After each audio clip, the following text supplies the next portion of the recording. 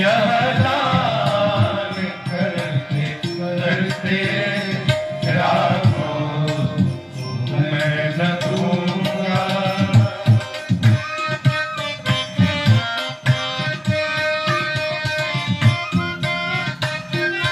मैं सत्य कहता हूं, जल के बिना कदाचित मछली शरीर धारे, मछली शरीर धारे, पर मैं न जी सकूंगा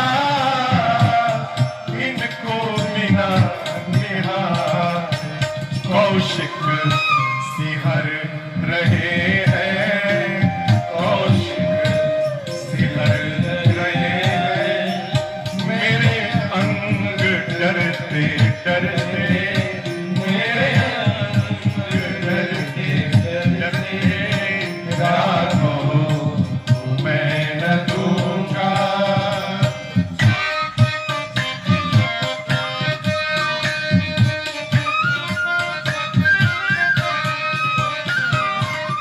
कर यत्न चौथे पन में सुतचार मैंने पाया, सुतचार मैंने पाया, पितु मातु पुरजनों को रघुचंद्र ने जिलाया। लोचन चकोर तन में, लोचन चकोर तन में, छवि पान करते करते, छवि पान करते करते राखो मैं न दूंगा।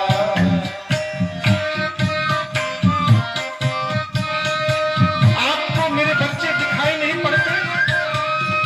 कहाँ घोर कठोर निशाचर, और कहाँ पुष्प से भी कोमल मेरे छोटे छोटे बच्चे, ये लड़ेंगे कैसे? आपने कह दिया लड़के हैं राम लक्ष्मण, कैसे करे लड़ाई, कैसे करे लड़ाई, गिरधर प्रभु को देते बनता नहीं गोसाई।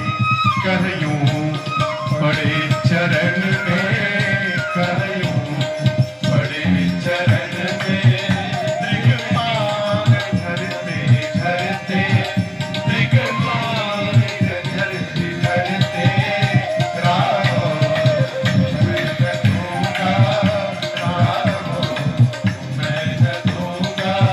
मुनिनाथ मरते मरते, मुनिनाथ मरते मरते, मेरे प्राण ना रहेंगे, मेरे प्राण ना रहेंगे।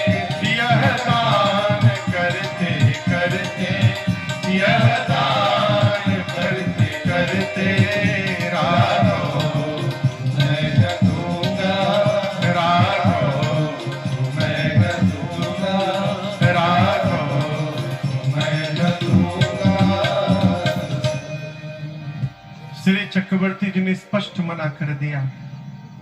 मुनिनाथ मरते मरते, मुनिनाथ मरते मरते राघो मैं न दूंगा।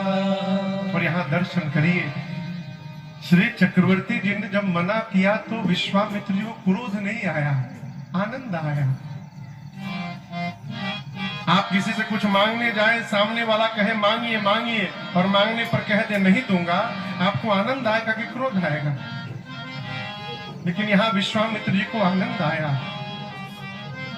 सोनेन्द्र गिरा प्रेम रस सानी, हृदय भरस माना मुनि ज्ञान। आनंद क्यों आया? श्री विश्वामित्र जी मन ही मन सोचने लगे, धन्य है महाराज आप, धन्य है आज पता चला कि भगवान हम विरक्तों को छोड़कर गृहस्थियों के घर में क्यों प्रकट हो रहे हैं। एक विरक्त होकर मैं भगवान को उतना प्रेम नहीं कर पा रहा हूं जितना गृहस्थ होके आप रघुनाथ जी को प्रेम कर रहे हैं। महाराज आप धन्य हैं। इसकी कल्पना करके गदगद हो गए।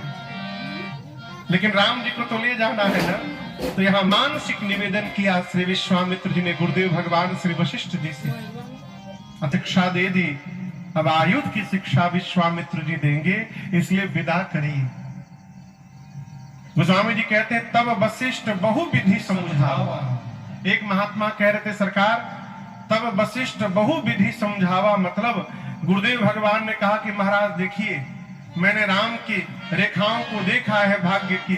जब तक आप किसी बाबा जी के साथ राम जी को नहीं भेजेंगे आपके घर में बहू आने वाली नहीं है। बहू के विधि से समझाया। हम महाराज सुने कि जाएंगे तो बहू को लेकर आएंगे, गदगद हो गए। अतिया दर दूत बुलाए हृदय लाए बहु भांति सिखाए। मेरे प्राण नाथ सुख दो तुम मुनि पिता आन नहीं को। मेरे प्राण नाथ सुख दो तुम मुनि पिता आन नहीं को। गुरुदेव भगवान ने जब समझाया तब श्री चक्रवर्ती जी ने दोनों बच्चों को आदर पूर्वक बुलाया, हृदय से लगाया, समझाया। जैसे आप दोनों आज तक मुझसे पूछ पूछ कर व्यवहार करते रहे, आज के बाद विश्वामित्र जी से पूछ पूछ के करेंगे।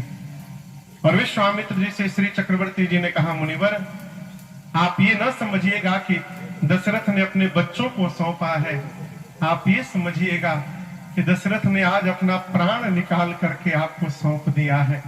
और मुनिवर आज के बाद आप ही इनके पिता हैं, तुम मुनि पिता आन नहीं को।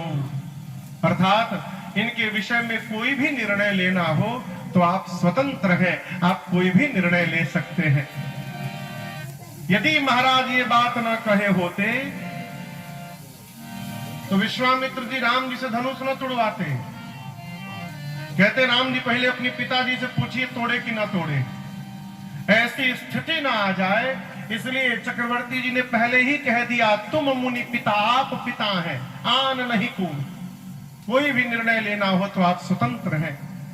श्री राम लक्ष्मण जी पिताजी को प्रणाम किए, रनिवास में माताओं को प्रणाम किए और बक्सर की ओर बढ़ पड़े। विश्वामित्र जी के साथ चलते चलते ताटक वन आया जहां ताड़का रहती थी। ताड़का को जानते हैं, पहले से घात लगाकर बैठी है।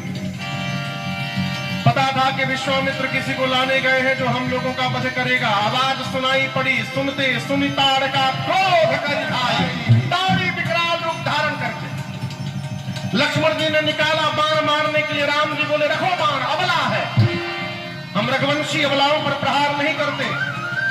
विश्वामित्र जी बोले राम अबला नहीं, यही सबसे बड़ी बला है, सीधा मारिए इसको।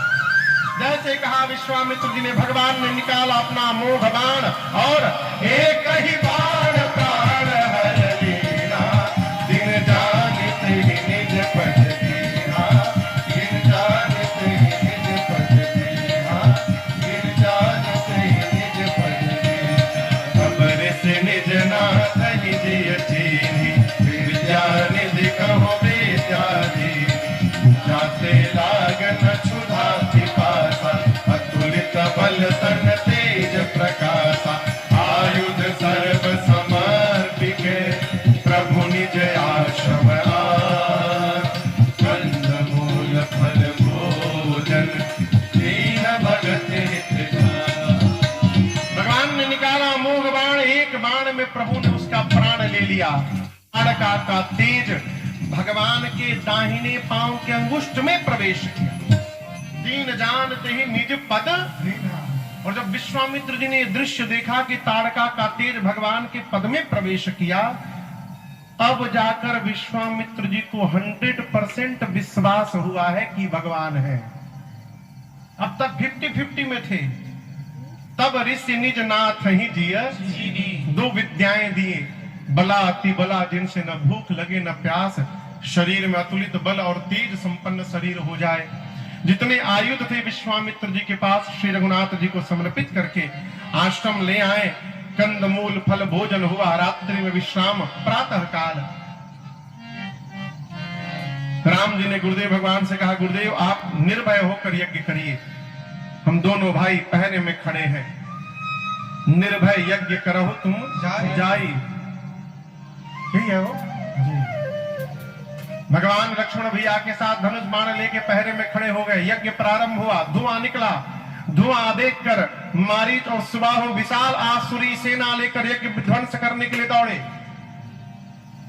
मारीच को भगवान ने देखा, कहा सावधान हो जाओ, यज्ञ विध्वंस करते हो शर्म नहीं आती। मारीच ने कहा यज्ञ विध्वंस करना मेरा धर्म है। भगवान ने कहा यज्ञ विध्वंसकों का विध्वंस करना राम का धर्म है, सावधान हो जाओ। लेकिन यहां प्रभु ने मारीच को मारा नहीं, बाण का फर निकाल दिया। सोचा आज ही मार दूंगा तो आगे सोने का हिरण कौन बनेगा, इसलिए इसको बचा के रखना है। भगवान ने बिना फर का बाण, बिनु फर बाण राम ते ही मारा, सतयोजन का सागर पारा, सतयोजन का सागर पारा, सतयोजन का सागर पारा।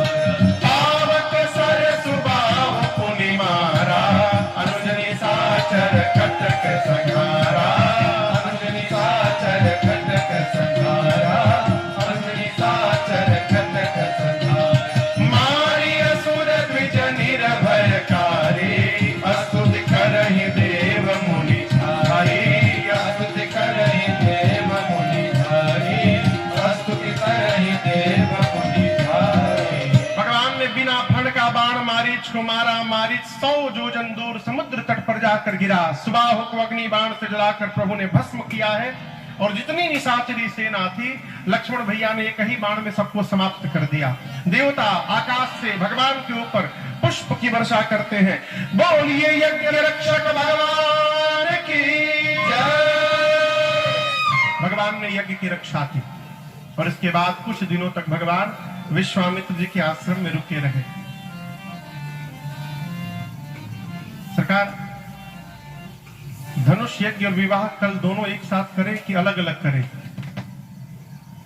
जैसी आज्ञा सरकार की।